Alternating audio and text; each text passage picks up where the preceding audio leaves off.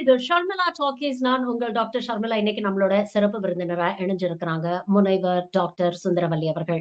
வணக்கம் தோழர். வணக்கம் தோழர். பிரதமர் மோடி அவர் பேசின ஒரு பேச்சு தான் இன்னைக்கு வந்து சோசியல் மீடியால வைரல் ஆயிட்டு இருக்கு. அதாவது Viksit Bharat youth leaders dialogue அப்படிங்கிற ஒரு பெரிய ஒரு மாநாடு நடத்தி இளைஞர்கள் எல்லாம் கூப்பிட்டு வச்சு அப்படியே இந்த 10 வருஷத்துல இந்தியாவை விக்சித் பாரதா மாற்றிய மாதிரியும் தொங்கி போன இந்திய பொருளாதாரத்தை அப்படியே செங்குத்தா தூக்கி நிறுத்தின மாதிரியும் பேசிட்டு என்ன சொல்லியிருக்கிறாரு, ஆன்லைன் கேமிங்ல வந்து நிறைய ஸ்டார்ட் அப்ஸ வந்து நம்ம கிரியேட் பண்ணணும். நம்ம ராமாயணம் மகாபாரதம் போன்ற கதைகள், இந்த கதைகள் எல்லாம் ஆன்லைன் கேமிங்ல கொண்டு வரணும். ஏன்னா இளைஞர்கள் மத்தியில இதுக்கு ஒரு பெரிய வரவேற்பு இருக்கு. ஒரே ஒரு ஹனுமான மட்டும் கொண்டு வந்தா கூட போதும். ஒரு வருஷத்துக்கு இந்த கேமிங் இண்டஸ்ட்ரிய வந்து நாம ஆட்டி படைக்கலாம் அப்படின்னு எல்லாம் அவர் பேசியிருக்கிறாரு. இது கடுமையான விமர்சனங்களை வந்து ஏற்படுத்தியிருக்கு 2 காரணங்களுக்காக. ஒண்ணு, நீங்க பாத்தீங்கன்னா இவ்வளவு நாள் சங்கிகள் நாம ராமாயணம் மகாபாரதம் புனை சுருட்டுன்னு சொல்லும் போது இல்ல இல்ல இதெல்லாம் நம்மளுடைய உண்மை வரலாறு அப்படின்னு சொல்லி நம்மள மிதிச்சுக்கிட்டு இருந்தாங்க, அடிச்சுக்கிட்டு இருந்தாங்க. ஆனா இப்ப மோடியே அவர் வாயால ராமாயணம் மகாபாரதம் போன்ற கதைகள் எல்லாம் நம்ம வந்து ஆன்லைன் கேமிங்ல கொண்டு வரணும் அப்படிங்கிற ஒரு விஷயத்த சொல்லியிருக்கிறாரு. உண்மையிலேயே நீங்க இந்து மதத்தை மதிக்கிறீங்களா? நீங்க தான் இன்னைக்கு வந்து இந்து மதத்தை ஒரு வியாபார பொருளாக மாத்திட்டீங்க. ஆன்லைன் கேமிங்கிற பேர்ல இந்து கடவுள்களை எல்லாம் கார்ட்டூன் மாதிரி சித்தரிச்சு அவங்கள வச்சு ஒரு இந்த மாதிரி கேம்ஸ் எல்லாம் கிரியேட் பண்ணி ஹிந்து கலாச்சாரத்தை, ஹிந்து மதத்தை வந்து நீங்க மதிக்கல, கலாச்சாரத்தை வியாபாரமா மாத்துறீங்க அப்படிங்கிற ஒரு விமர்சனத்தை சங்கி தரப்புல இருந்தே பல பேர் வைக்கிறாங்க அப்படிங்கறத நம்ம பாக்குறோம். இது எப்படி பாக்குறீங்க? இல்ல, என்றைக்கு மோடி அவர்களும் அமித்ஷா அவர்களும் இந்து மதத்தை புனிதமாக போற்றினார்கள். அவர்களை பொறுத்தவரையும் இது ஒரு துருப்புச்சீட்டு. அரசியலுக்கான ஒரு ஐக்கான் தான் இந்து மதம். அரசியலை முன்னெடுப்பதற்கான ஒரு வழியாக இந்து மதத்தை பயன்படுத்தி கொண்டவர்கள். ஏன்னா அவர்கள் இந்து விரோதிகள். நம்ம அப்படிதான் சொல்றோம். நீங்க இந்து விரோதிகளா இருந்துட்டு இந்து மதத்தை எப்படி காப்பாத்துவீங்கன்னு நான் கேக்குறேன். நீங்க இந்துக்களுக்கான கல்ச்சரை எக்ஸ்போர்ட் பண்ணலாம் அப்படின்னு சொல்றாரு அவர். நம்ம கலாச்சாரத்தை எக்ஸ்போர்ட் பண்ணுவோம், வியாபாரமாக்குவோம்னு. நீங்க கலாச்சாரத்தை வியாபாரமா தான் ஆக்கிட்டு இருக்கீங்க. மொத்தமா வச்சு வித்துட்டு இருக்கீங்க இந்தியன் கல்ச்சரை. நான் என்ன கேக்குறேன்னா, ஒட்டு மொத்தமாக இவர்கள் விளையாட்டின் மூலமாக புராண இதிகாச கருத்துக்களை தெரிவிக்கலாம்னு கொண்டு வராங்க. இது ரொம்ப நாளாவே செஞ்சிட்டு இருக்காங்க. இன்னைக்கு நேத்து இல்ல, இதுக்கு முன்னாடி இதை என்ன செஞ்சிட்டு இருந்தாங்க அப்படின்னா, தொலைக்காட்சியில இருக்கிற குட்டி பிள்ளைகளுக்கான தொடர்களாக நாங்க வந்து அவரு பீம், சோட்டா பீம் அப்படின்னு வருவாரு. நான் லட்ட போட்டோடனே பஸ்ன்னு பெருசாகி எல்லா எதிரிலையும் அடிப்பாரு. அவர் யாரு? பீமனுடைய குட்டி வடிவம். அனுமன், சோட்டா அனுமன் வந்தாரு. இப்படி குட்டி குட்டி அனுமன், குட்டி குட்டி ராமன் எல்லாமே வந்துருச்சு. இப்ப அதை முடிச்சுட்டானுங்க. அதை முடிச்சு விட்டுட்டு இங்க வர்றானுங்க. நான் என்ன கேக்குறேன், இந்து மதத்தை பற்றி பேசுவதற்கு RSS, பாஜக, சங்க பரிவார் கும்பலுக்கு யார் இவ்வளவு தைரியம் கொடுத்தது? இந்து மதத்தை இழிவு செய்கிற கும்பல், இந்து மதத்தை வியாபாரமாக்குகிற கும்பல். நான் இதுக்கு சின்ன உதாரணம் சொல்லவா? ஏதோ இந்து மதத்தை வந்து வெளிநாடு வரையும் கொண்டு போய் கேமிங்ல இருக்கட்டும். முதல்ல இந்து மதத்துல இருக்கிற சின்ன சின்ன அந்த மனசுக்கு நிறைவான ஒரு விஷயத்த உங்களால புரிஞ்சுக்க முடியுதா? மிக சமீபத்துல ஒண்ணு நடந்தது டெல்லியில. RSS 4 மாடி கட்டடம் கட்டிருச்சு. RSS 4 மாடி கட்டடத்தை கட்டிட்டு பக்கத்துல நிறுத்துறதுக்கு கார் பார்க்கிங் இல்ல. இப்ப என்ன பண்ணுது RSS? 1400 ஆண்டுகளுக்கு பழமையான கோயில் என்று நம்பப்படுகிற ஒரு முக்கியமான கோயிலை இடிச்சிட்டு கார் பார்க்கிங் ஆக்கிருக்கு. அந்த மக்கள் கூடி நின்னு கதறாங்க, இது வழி வழியா நாங்க வழிபட்ட கடவுள் அப்படின்றாங்க. இப்ப நான் ரொம்ப சிம்பிளா கேக்குறேன், நீங்க கேமிங்ல கொண்டு போய் ராமனை சேர்க்கணும்னு நினைக்கிறீங்க, அனுமனை சேர்க்கணும்னு நினைக்கிறீங்க. பக்கத்துல இருக்கிறவன் ஒரு மானசீகமா ஒரு சாமியை கும்பிட்டவனுடைய கோயில் இடிச்சுட்டு கார் பார்க்கிங் பண்ற நீங்க தான் இந்து மதத்தை காப்பாத்துற காவலர்களா? நான் இன்னொன்னு சொல்றேன், கோல்வார்க்கர் கடவுள் மறுப்பாளருங்க. அவர் எங்க வந்து இந்து மதத்தை காப்பாத்துறதுக்காக வந்து கொடை பிடிச்சு நின்னாரு? கடவுள் மறுப்பாளர் வந்து ஒரு இந்து மத போர்வையில் நின்று அவர் புத்தகம் எழுதுவாரு, இந்து மதத்தை பாதுகாப்பேன்னு சொல்லுவாரு. நாங்க நம்பிட்டு உட்காரணுமா? இதுக்குள்ள ஒரு பெரிய அரசியல் இருக்குங்க. கேமிங்க ஒழிச்சு கட்ட முடியாது. ஏன்னா கேமிங் உலக அளவுல மிகப்பெரிய வியாபாரம். அந்த வியாபாரத்தையும் தன் நண்பர்கள் கொண்டு வரணும். மோடிஜி அனுமன் மேல எல்லாம் அக்கறை கிடையாது. அவருக்கு ஒரே அக்கறை வந்து அதானி அம்பானி மேல மட்டும்தான். அநேகமா நான் என்ன நினைக்கிறேன்னா, அதானி அம்பானி கேமிங் துறையில வர்றதுக்கு ட்ரை பண்ணுவாங்க போல இருக்கு. வந்துட்டாங்க போல இருக்கு. என் பையன் மண்டையாடுறான். அப்பனா வந்து கொண்டு வரானா இருக்கும். அதுதான் இப்ப கேமிங்குள்ள அவங்க வந்துகிட்டு இருக்காங்களாம். என் பையன் சொல்றான். அப்ப கேமிங்குள்ள வர்றாங்கன்னா அதுக்கு பிளாட்ஃபார்ம் போட்டு வைக்கணும். வர்றது சாதாரண ஆள் இல்லடா, அனுமார தூக்கிட்டு வர போறாங்க அப்படின்னு இந்த கேமிங்குள்ள குட்டி குட்டி நிறுவனங்களாக இன்றைய இளைஞர்கள் ஒரு ஸ்டார்ட் அப் கொண்டு வந்து அதை குட்டி குட்டி கேமிங் கம்பெனிகளை உருவாக்கி அவன் புது புது கேமை கொண்டு வந்து நிப்பாட்டுறான்ல, அதை காலி பண்ணணும். இதுக்குள்ள இருக்கிற ஒரே நோக்கம் விக்சித் பாரத் இல்ல, மொத்தமா பாரதத்தை முடிச்சு விடுற வேலைதான். அனுமான் ஒரு டூலு, அவ்வளவுதான் நம்ம அதை புரிஞ்சுக்கணும். அதைத்தான் இப்ப செய்யறாரு. இப்ப அதானி அம்பானிகளுக்கான கேமிங் ஜோனை திறந்து விடுறதுக்காக, சாமானிய சின்ன சின்ன இளைஞர்களுடைய கனவுல மண்ணள்ளி போடுறதுக்காக ஒட்டுமொத்த இந்தியாவில் இருக்கக்கூடிய மிகப்பெரிய ஒரு நிறுவனமா வளர்ந்துகிட்டு இருக்கிற இந்த கேமிங் துறையவே அதானி கையில ஒப்படைக்கிறதுக்கான ஒரு அயோக்கியத்தனமான திட்டமிடல் தான் மோடியினுடைய இந்த வேலை. இதுல இன்னொரு விஷயங்க, அனுமார திரும்ப திரும்ப மோடி தூக்குறாரு. கவனமா இருக்கணும். அனுமான தூக்குறப்பெல்லாம் அவர் ஒரு உள்ளடி வேலை பார்ப்பாரு. அனுமான தூக்குறப்ப வந்தா சொன்னார்ல, அவரு இங்க கர்நாடக எலெக்ஷன்ல அனுமான ஜெய் பஜ்ரங் பலின்னு சொல்லிட்டு ஓட்டு போடுங்கனாரு. அப்பயே பாத்தீங்கன்னா நிறைய இடத்துல சீட்டை தூக்குனாரு. சீட்டுக்குள்ள உள்ளடி வேலை எல்லாம் பார்த்தாரு. அனுமான தூக்குறாருன்னா ஏதோ ஒரு உள்ளடி வேலையை இந்தியாவுக்கு அவர் பார்க்க போறாருன்னு அர்த்தம்.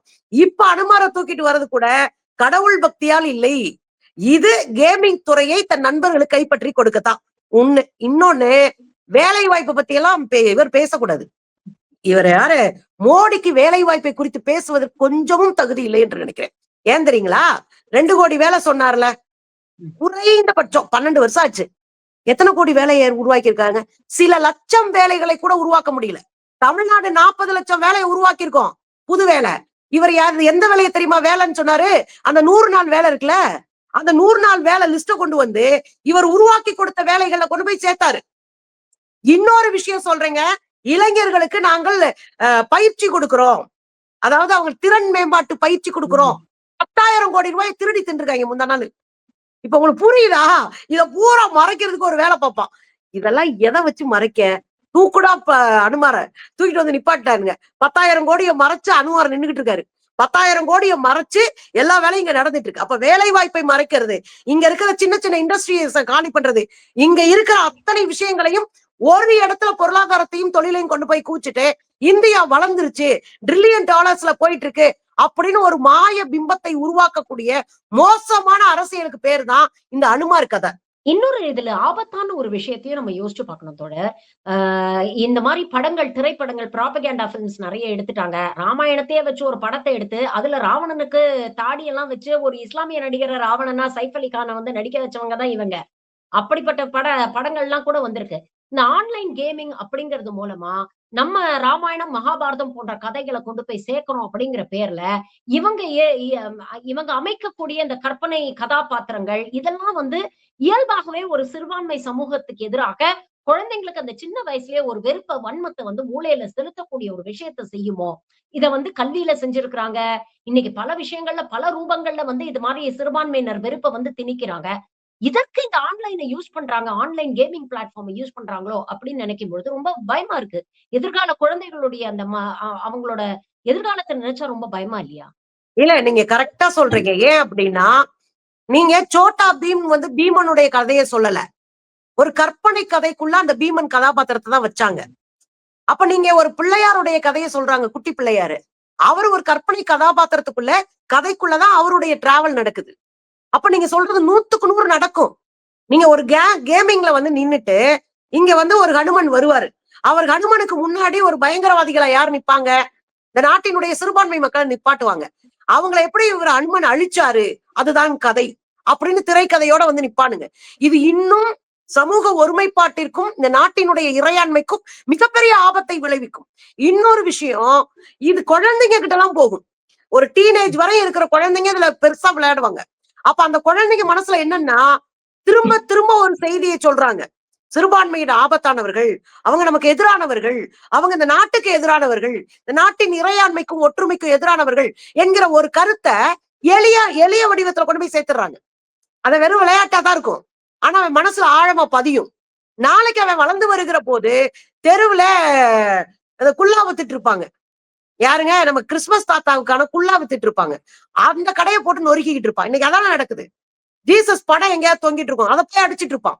சோ இப்படியான உளவியல் புரட்சி ஏற்படுத்தக்கூடிய ஒரு சமூகத்தவே இன்னொரு சமூகத்துக்கு எதிரான மக்களாக நிறுத்தக்கூடிய, சிறுபான்மை சமூகத்தை அச்சுறுத்தக்கூடிய குழந்தைகளாக இவர்களை வளர்த்தெடுக்க நிச்சயம் 100% வாய்ப்பு இருக்கு தோழர். 100% வாய்ப்பு இருக்கு.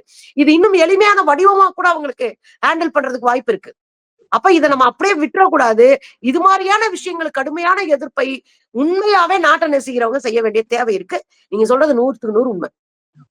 ஒரு பக்கம் கடவுள் கலாச்சாரம் அப்படிங்கிற பேர்ல மக்கள் மனசுல சில விஷயங்களை, பிற்போக்குத்தனமான விஷயங்களை திணிக்க முயற்சி பண்றவங்க, இன்னொரு பக்கம் அறிவியலை தாக்குகிறார்கள் தொடர்ந்து அப்படிங்கிறதையும் நம்ம பாக்குறோம். கொஞ்ச நாளைக்கு முன்னால ஒரு ஐஐடி ப்ரொஃபசர் காமகோட்டி பேசினார் இல்லையா? ஜுரத்துக்கு மருந்து மாட்டு மூத்திரம்னு பேசினாரு. அந்த மாதிரி நேத்து படிச்ச ஐபிஎஸ் ஆபீசரான அண்ணாமலை பேசின ஒரு வீடியோ இன்னைக்கு சமூக வலைதளங்கள்ல வைரல் ஆயிட்டு இருக்கு. விரதம் இருக்கிறது மூலமா கேன்சர் நோயை குணப்படுத்த முடியும்னு வெக்கமே இல்லாம பேசுறாரு தோழர். ஒரு நாள் ஃபுல்லா நீங்க விரதம் இருந்தீங்கன்னா, கேன்சர் செல்ஸுக்கு போகக்கூடிய அந்த எனர்ஜி கிடைக்காது. அதனால அந்த கேன்சர் செல் செத்து போயிரும். இந்த மாரி ஒரு வாரம் ஃபுல்லா சஷ்டி விரதம் இருந்தீங்கன்னா, கேன்சர் குணமாயிடும். அப்படின்னு பேசுறார் தோழர். இது சமூக வலைதளங்கள்ல அதிகம் பகிரப்படுகிறது.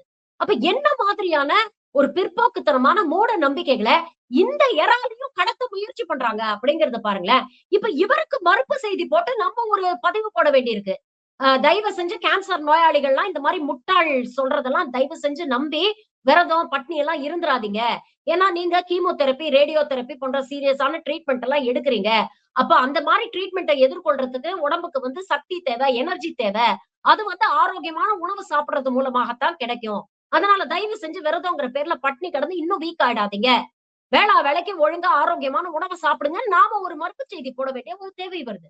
ஆனா நம்ம போடுற மறுப்பு செய்தியை விட இவங்க பேசுற இந்த மாதிரி அறிவியலுக்கு எதிரான விஷயங்கள் தீ போட்டு பரவி பல பேர் போய் ரீச் ஆயிடுது தோழர். எனக்கு ரொம்ப உண்மையிலேயே ரொம்ப படிச்ச தற்கொலைகள் இப்படி பேசுறாங்களே. நீ படிச்சுட்டு நீ குறைஞ்சபட்சம் ஒரு அறிவியல் ரீதியா கூட நீ சிந்திக்கலைன்னா அப்ப நீ படிச்ச படிப்புக்கு என்ன மரியாதை அப்படிங்கிற ஒரு கேள்வி வருது. பாத்தீங்களா நீங்க அந்த வீடியோவை? தோழர் நான் பார்த்தேன். அதுக்கு மறுப்பு வீடியோவும் சேர்த்து பார்த்தேன். நிறைய டாக்டர்ஸ் போட்டிருக்காங்க.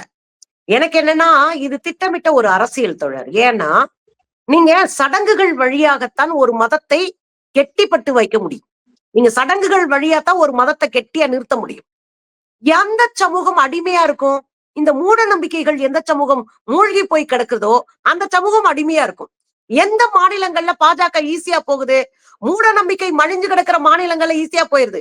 தமிழ்நாட்டுக்குள்ள கால் பதிக்க முடியல. ஏன்னா இது பகுத்தறிவு சமூகம். அந்த ஐயா புரட்சியாளர் டாக்டர் அம்பேத்கர் சொன்ன மாதிரி தென் மாநிலங்கள் பகுத்தறிவு மாநிலங்கள் சொன்னார்ல, அதனாலதான் இங்க கால் பதிக்க முடியல. இந்த இந்த நிலையே ஒரு அரசியல சொல்ற நிலைதான். என்னன்னா அரசியலா அறிவியலா தெளிவு இருக்கிற மக்கள்கிட்ட இந்த மூட நம்பிக்கை எடுபடாது அப்படின்றதுதான். ஏன் இந்த மூட நம்பிக்கை இருக்கு? வடக்க இது ரொம்ப ஆழம்பட்டு இருக்கு தோழர். பாம்பு கடிச்ச ஒருத்தரை ஆஸ்பத்திரி தூக்கிட்டு போகாம சாணிய பூசி படுக்க வச்சுட்டாங்க. அந்த பையன் செத்து போனான். உயிருக்கு போராடிட்டு இருக்க ஒரு பையனை போய் கங்கையில உட்கார வச்சுட்டாங்க. அந்த பையன் செத்து போனான். இன்னொரு சொல்ல போனா எய்ம்ஸ் மருத்துவமனையில கங்கை தண்ணியை வச்சு கொரோனாவை குணப்படுத்த முடியுமா அப்படின்னு ஆராய்ச்சி பண்ண பிரதமர் சொல்றாரு. எய்ம்ஸ் மருத்துவமனையில இன்னொரு ஆராய்ச்சி நடந்துட்டு இருக்கு. அது என்ன சொல்றாங்க? காயத்ரி மந்திரம் சொன்னா நோய் நீக்குமா? அக்கா ஆல்ரெடி நம்ம டாக்டர் அக்கா தமிழிசை அக்கா மாட்டு மூத்திரம் குடிச்சா எல்லாம் சரியா போகும்னு சொல்லிருக்காங்க. அப்ப இவங்களுடைய நோக்கம் மாட்டு மூத்திரம் குடிச்சா சரியாகாதுன்னு தமிழிசை தெரியாதா? விரதம் இருந்தா புற்றுநோய் போகாதுன்னு நம்ம ஆடு அண்ணாமலைக்கு தெரியாதா? தெரியும். அவர்கள் அரசியல் பக்தி என்ற பெயரால மூட நம்பிக்கையை நம்பக்கூடிய ஒரு கூட்டத்தை தங்கள் அரசியல் டூலா பயன்படுத்திக்கணும். தங்கள் அரசியலுக்கான கருவிகளாக அவங்க மாத்தணும். மூட நம்பிக்கை உள்ள ஒரு சமூகம் தான் அடிமை சமூகமாக, பண்பாட்டு அடிமை சமூகமா மாறும். அதுதான் அவங்களுடைய கோல், அதுதான் அவங்களுடைய இலக்கு. அதை நோக்கி அவங்க தெளிவா பிளான் பண்ணி போறாங்க. இன்னொரு விஷயம் தோல, இவங்க ஈஸியா சொல்லிட்டு கடந்துருவாங்க. நீங்க சொன்னீங்கல்ல, ஈஸியா சொல்லிட்டு கடந்துருவாங்க.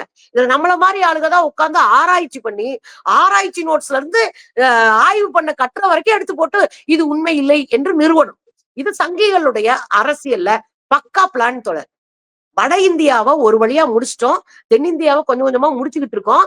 அதுக்குள்ள கொண்டு வந்து நம்ம நிப்பாட்டணும் அப்படின்னா இது மாதிரியான மூட நம்பிக்கைகள் மூலமாக சஷ்டி விரதம் அப்படின்னா முருக வந்துருவாரு. முருகன் தமிழ் சமூகத்தின ஆர்ஜினான ஒரு கடவுள். பல 1000 ஆண்டுகளாக பேசப்பட்ட ஒரு கடவுள். ஒரு குறிஞ்சி இனத்தினுடைய தலைவர். நடுகள் வழிபாடு இருக்கிற காலத்துல இருந்தே பேசப்பட்ட ஒருத்தர். இப்ப அவரை தூக்கிட்டு வந்துட்டோம்னா நம்ம ஆளுங்க மூட நம்பிக்கைன்னு சொல்றதுக்கு பயப்படுவாங்கல்ல. அதை இவன் கையில வச்சுக்கிறான். இவன் அதை புடிச்சுக்கிறான். புடிச்சுக்கிட்டு முருகனை கொண்டு வந்து பலிகடாவா நிக்க வச்சு முறிய என்னைக்குடா சொன்னாரு விரதம் இருந்தா கேன்சர் போகும்னு. அவரை தூக்கிட்டு வந்து உட்கார வச்சு அவர்கிட்ட இந்த பரீட்சைக்கு போறவன் போய் பிள்ளையார்கிட்ட போய் இது போடுவான், ஒப்பந்தம் போட்டு போவான் பாரு. இங்க பாரு, என்னை பாஸ் பண்ணி விட்டுரு, உனக்கு நான் தேங்காய் உடைக்கிறேன்ட்டு ஒப்பந்தம் போடுவான் பாரு. பிள்ளையார் என்னடா பண்ணுவாரு, நீ ஒழுங்கா படிச்சு பரீட்சை எழுதாம உட்காந்துட்டு. இதுதான் யதார்த்தம். முறிய என்ன பண்ணுவாரு, நீ சஷ்டியில கதறி கதறி விரதம் இருந்தாலும் விரதம் இருக்கிறதுல பிரச்சனை இல்ல. ஒரு நாள் வயித்த காய போட்டோம்னா கொஞ்சம் உடம்பு சுறுசுறுப்பாகும், கொஞ்சம் கழிவுகள் வெளியேறதுக்கு வாய்ப்பு இருக்குன்னு கூட ஒரு சின்ன வேலையை பாத்துக்கலாம். அதுக்காக கேன்சர் குணமாகுன்றதெல்லாம் பெரிய அளவுல கேவலப்படுத்துறது. இது நம்ம கவலைப்பட வேண்டாம் தோழர். RSS பாஜக சங்கப்பரிவார் கும்பல் முட்டாள்கள்னு காட்டுறதுக்கு இதெல்லாம் நம்ம உதாரணமா பின்னாடி நம்ம பிள்ளைகளுக்கு சொல்லிக்கலாம். இவெல்லாம் இப்படி சொல்லி வருவான்டா, பார்த்து பளிச்சுன்னு அடிச்சு அனுப்பி விட்டுடா அப்படின்னு சொல்றதுதான் பயன்படுத்தலாம். எனவே இதெல்லாம் ரொம்ப மோசமான அறிவழித்தனமான ஒரு செயல் திட்டம். இந்த திட்டம் தமிழ்நாட்டுல எடுபடாது. மூட நம்பிக்கைகளை கையில வச்சு தமிழ் பண்பாட்டுக்குள்ள ஒரு பெரிய உடசலை உண்டாக்கிடலாம்னா அது கனவுல கூட நடக்காதுன்றத அண்ணாமலை போன்ற மோடி போன்ற அடியாட்களுக்கு புரிய வைப்போம். இன்னைக்கு பல விஷயங்களை எங்களோட பகிர்ந்துட்டீங்க. உங்க நேரத்துக்கும் கருத்துக்களுக்கும் மிக்க நன்றி தோழர். Thank you very much. மகிழ்ச்சி தோழர்.